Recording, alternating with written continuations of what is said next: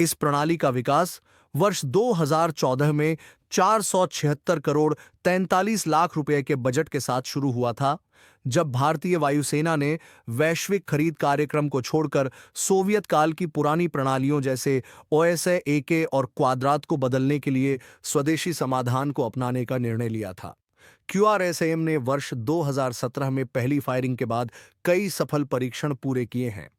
BL ने aero India 2023 में पुष्टि की थी कि भारतीय सेना ने 5 हथियार प्रणालियों का ऑर्डर दिया है, जिनकी डिलीवरी वर्ष 2024 तक होनी थी।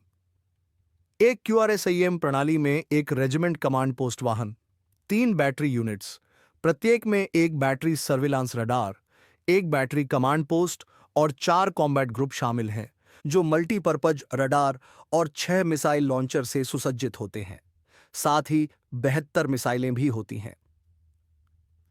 वित्त वर्ष 2024-25 में सीमित श्रृंखला उत्पादन की डिलीवरी पूरी होने से संकेत मिलता है कि क्यूआरएसएम ने प्रारंभिक संचालन आवश्यकताओं को पूरा कर लिया है, जिससे बड़े पैमाने पर खरीद का रास्ता साफ हुआ है।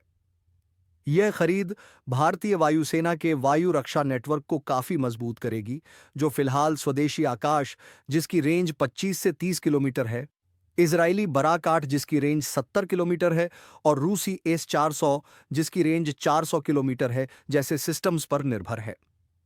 क्यूआरएसएम की तेज प्रतिक्रिया क्षमता और एक साथ कई लक्ष्यों, प्रत्येक लॉन्चर से 6 तक को मार गिराने की क्षमता, आधुनिक युद्ध में ड्रोन और लूटिंग म्यूनिशन जैसे निम्न ऊंचाई वाले खतरों के खिलाफ एक महत्वपूर्ण कमी को पूरा करती है। हालांकि क्यूआरएसएम की तैनाती कुछ चुनौतियों के साथ आती है।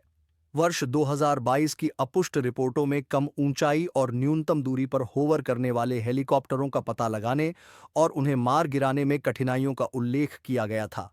हालांकि डीआरडीओ और रक्षा मंत्रालय ने उस वर्ष के सभी परीक्षणों को सफल बताया। इसके बाद सेना ने सुधारों का सुझाव दिया और एक लेजर आधारित एंड गेम फ्यूज को जोड़ा गया है, ताकि तेज लक्ष्यों के खिलाफ सटीकता बढ़ाई जा सके। हालांकि प्रणाली में 90% स्वदेशी घटकों का दावा सराहनीय है, लेकिन यह आपूर्ति श्रृंखला की संभावित रुकावटों को छिपाता है।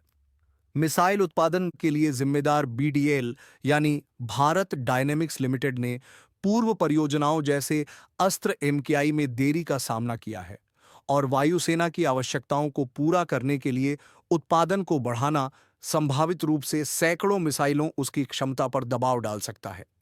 इसके अलावा वायुसेना की वायु रक्षा रणनीति अभी भी एस-400 जैसे विदेशी प्रणालियों पर भारी रूप से निर्भर है, जिनकी शेष 2 यूनिट्स की डिलीवरी रूस यूक्रेन संघर्ष के कारण विलंबित है। यह भारत की आत्मनिर्भरता पहल में कमजोरियों को उजागर करता है। इस आदेश का समय रणनीतिक है, विशेषकर हाल के भारत-पाक तनावों को देखते हुए, जिसमें पहलगाम नरसंहार और वर्ष 2021 के नियंत्रण रेखा संघर्ष विराम का समाप्त किया जाना शामिल है।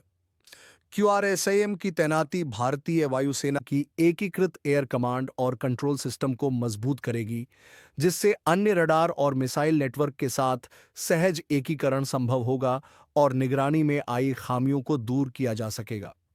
हालांकि वायुसेना की व्यापक चुनौती 42.5 स्वीकृत स्क्वाड्रनों के मुकाबले सिर्फ 31 स्क्वाड्रन ऑपरेट करना, इसका मतलब है कि क्यूआरएसएम जैसे उन्नत सिस्टम्स के बावजूद यह अपनी विशाल सीमाओं पर समग्र वायु रक्षा कवरेज बनाए रखने में कठिनाई झेल सकती है।